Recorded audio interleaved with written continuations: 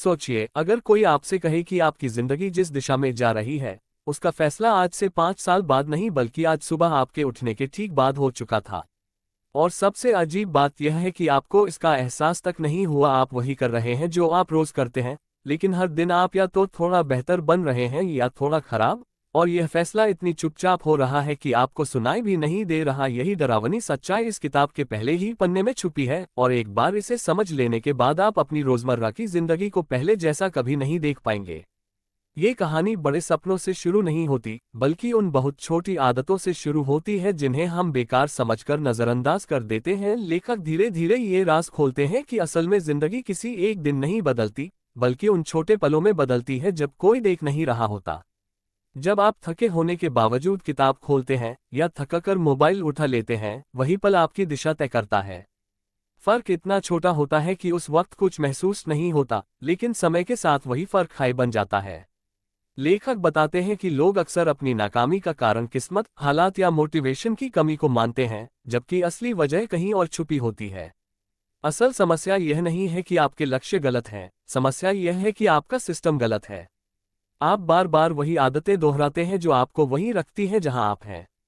और सबसे खतरनाक बात यह है कि ये आदतें आपकी पहचान बन जाती हैं। आप धीरे धीरे खुद को वही मानने लगते हैं जो आप रोज करते हैं। यहाँ कहानी एक गहरे मोड़ पर पहुंचती है, जहां लेखक बताते हैं कि आदतें सिर्फ काम नहीं होती, वे संकेत, इच्छा, क्रिया और इनाम के एक गुप्त चक्र का हिस्सा होती हैं। ये चक्र इतना चालाक है कि आपको पता भी नहीं चलता और आप उसी जाल में फंसते चले जाते हैं। आप सोचते हैं कि आप अपने फैसले खुद ले रहे हैं, जबकि असल में आपका दिमाग पहले से तय रास्ते पर चल रहा होता है। लेकिन यहीं पर किताब एक उम्मीद की दरार खोलती है। लेखक बताते हैं कि अगर आप इस चक्र के एक छोटे से हिस्से को बदल दें, तो पूरी कहानी बदल सकती है। अगर अच्छी आदत को थोड़ा आसान, थोड़ा आकर्षक और थोड़ा संतोष देने वाली बना दिया जाए, तो दिमाग खुद उसका पीछा करने लगता है। और अगर बुरी आदत को थोड़ा मुश्किल, थोड़ा फीका और थोड़ा असुविधाजनक बना दिया जाए, तो वही आदत खुद ब खुद कमजोर पड़ने लगती है। ये किसी जादू जैसा लगता है, लेकिन असल में यह इंसानी दिमाग का सबसे पुराना राज है। कहानी आगे बढ़ती है और लेखक ये भी दिखाते हैं कि इच्छाशक्ति कोई सुपर पावर नहीं है। असली ताकत आपके आसपास के माहौल में छुपी होती है। आपका कमरा, आपका फोन, आपके लोग सब मिलकर तय करते हैं कि आप क्या करेंगे। अगर माहौल सही है तो सही काम अपने आप हो जाता है। अगर माहौल गलत है तो सबसे मजबूत इंसान भी हार जाता है।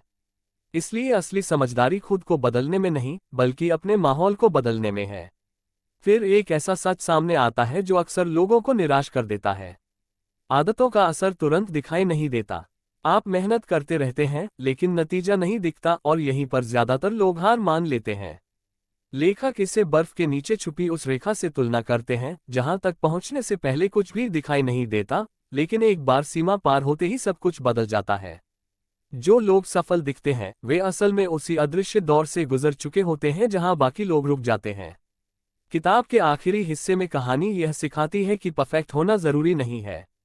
गिरना असफलता नहीं है, रुक जाना असफलता है। अगर आप एक दिन चूक गए तो कहानी खत्म नहीं होती।